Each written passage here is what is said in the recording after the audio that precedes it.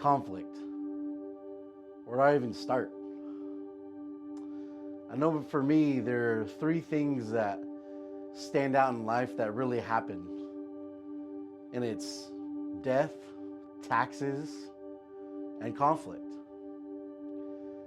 Where I get hung up is that conflict, what I've learned, is that conflict isn't about me.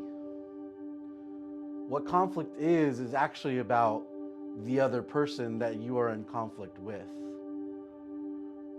See, if you were raised like me, you would only think that conflict involved fighting.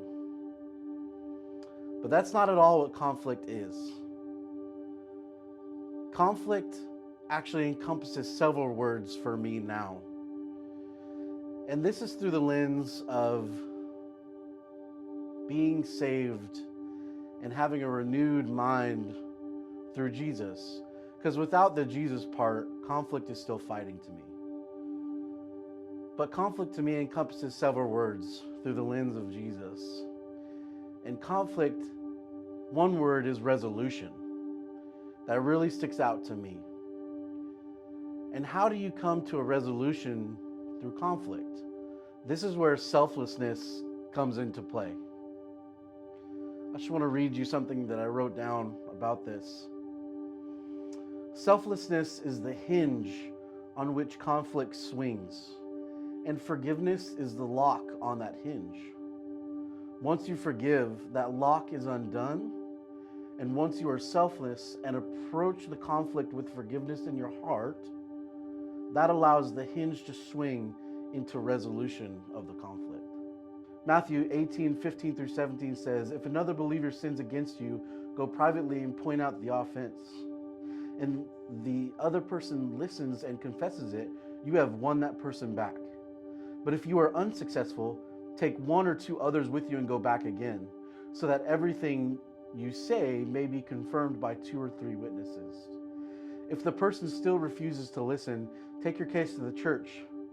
Then if he or she won't accept the church's decision, treat that person as a pagan or corrupt tax collector."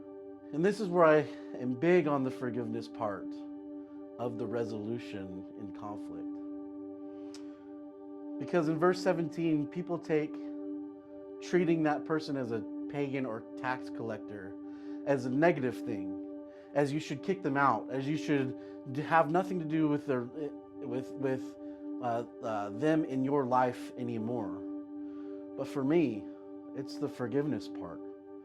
Because how many times did Jesus teach us how to treat a tax collector or a pagan?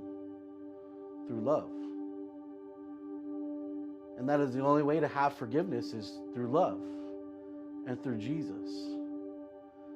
The only way to get the hinge to swing into resolution is through Jesus. Because if you don't, the conflict is just a fight. The conflict is just conflict. It's just boxing. It's just words. It's anger. There's no peace. There's no love. There's no forgiveness. So conflict for me, it takes a lot more than just this video to articulate. But if I could describe it in one word, it's just love. Having conflict and approaching it through the lens of Jesus, who forgave us, is the only way to do so.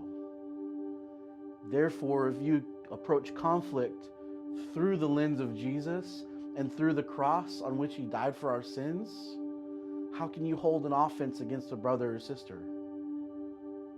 See, that conflict dies right there because you are selfless and you are willing to lay down on your sword first and forgive them to resolve it, so that no bitterness takes hold, there's no anger, it's just resolution.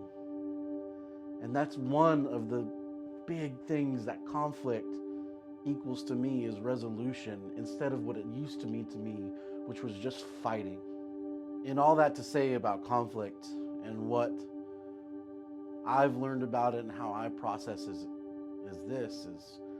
I want to leave you with Colossians chapter 3, verse 12 through 14, and it says, "Put on then, as God's chosen ones, holy and beloved, compassionate hearts, kindness, humility, meekness, and patience, bearing with one another, and if one has a complaint against another, forgiving each other.